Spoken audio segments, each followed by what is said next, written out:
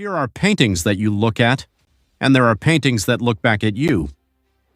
John Everett Millet's Ophelia is one of those works, a painting that doesn't simply depict a moment, it captures a soul suspended between worlds.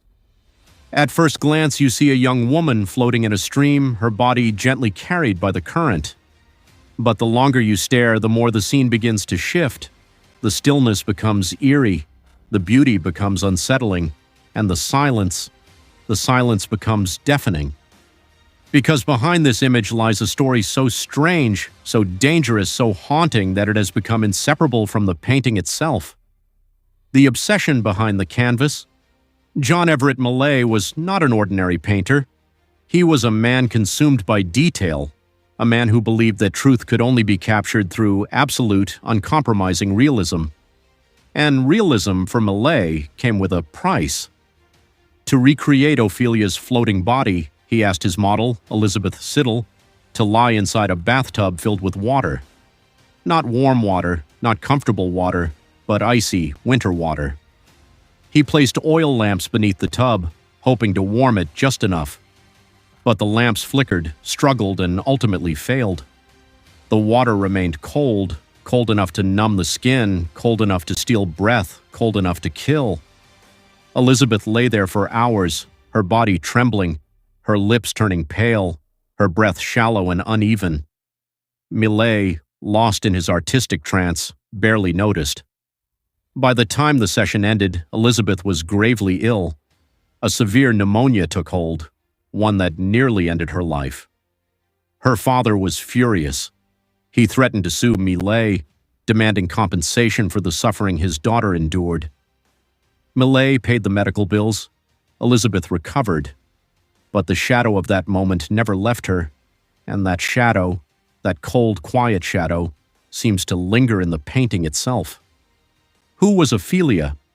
Ophelia is one of Shakespeare's most tragic creations, a fragile young woman caught in a storm of betrayal, grief, and madness. After her father Polonius is killed by Hamlet, the man she loves, her mind fractures. She wanders through the world like a ghost, singing fragments of old songs, clutching flowers with trembling hands, her sanity slipping away like water through fingers.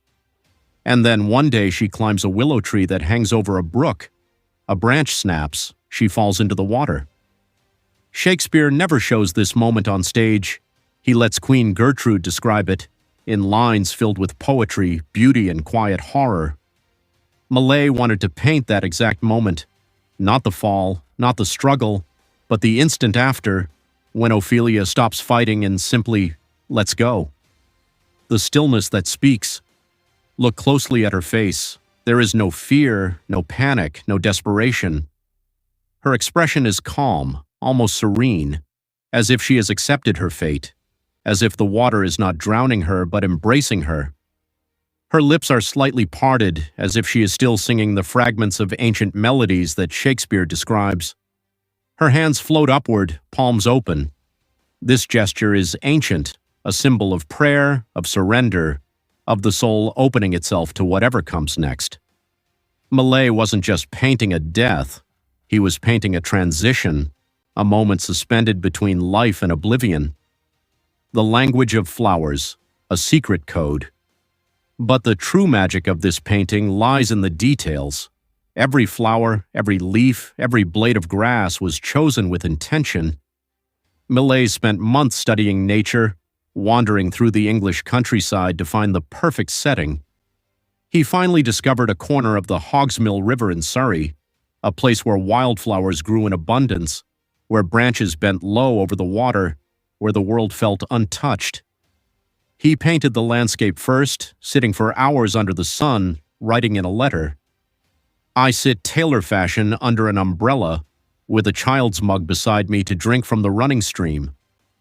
The flowers surrounding Ophelia are not random. They are symbols, clues to her story. Red poppy, eternal sleep, death daisies, innocence. Willow tree, forsaken love, violets, early death, forget-me-nots, remembrance. Roses, love and suffering. Nettles, pain and cruelty. And then there is the robin, a tiny bird perched quietly on a branch, In British folklore, harming a robin was said to bring death. Its presence adds a subtle, chilling omen to the scene. Every element is a whisper, every flower is a clue, every detail is a piece of a puzzle that only reveals itself to those who look long enough. Life and death entwined. Millet was part of the Pre-Raphaelite Brotherhood, artists who believed that truth could only be found in nature. They rejected artificiality, rejecting the polished, idealized style of their time. They wanted honesty, rawness, reality, and that is exactly what Millet achieved. Even though the painting shows Ophelia's death, the canvas is overflowing with life. The plants, the flowers, the flowing water, everything vibrates with energy. It is as if nature continues to breathe, to grow, to flourish, even as Ophelia's life slips away. This contrast, life blooming while a life ends, is what makes the painting so haunting, so unforgettable. The model who became a ghost, Elizabeth Siddal, the woman who posed as Ophelia, was not just a model. She was a poet, an artist, and a muse to many in the Pre-Raphaelite circle. But her life was marked by illness, melancholy, and tragedy. Some say the bathtub incident was the beginning of her long decline. Others believe she was already fragile, already drifting toward her own darkness. Years later, Elizabeth died from an overdose of laudanum, a death many believe was not accidental. And here is the eerie part. Her husband, Dante Gabriel Rossetti, buried a book of his poems with her body. Years later, he had her exhumed to retrieve the poems. When the coffin was opened, witnesses claimed that Elizabeth's hair had continued to grow, a long, fiery red mass filling the coffin like a flame. Whether true or not, the story adds another layer of mystery to the woman who became Ophelia. The question that remains, and now a question, one that lingers long after the painting is seen, long after the story is told.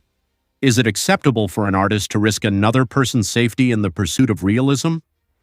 Millet never intended to harm Elizabeth Siddal, but his obsession nearly cost her life. If she had died, how would we view this painting today? Would it still be celebrated? Or would it be remembered as the artwork that demanded too high a price? Art often asks for sacrifice, but how much is too much? I'd love to hear your thoughts.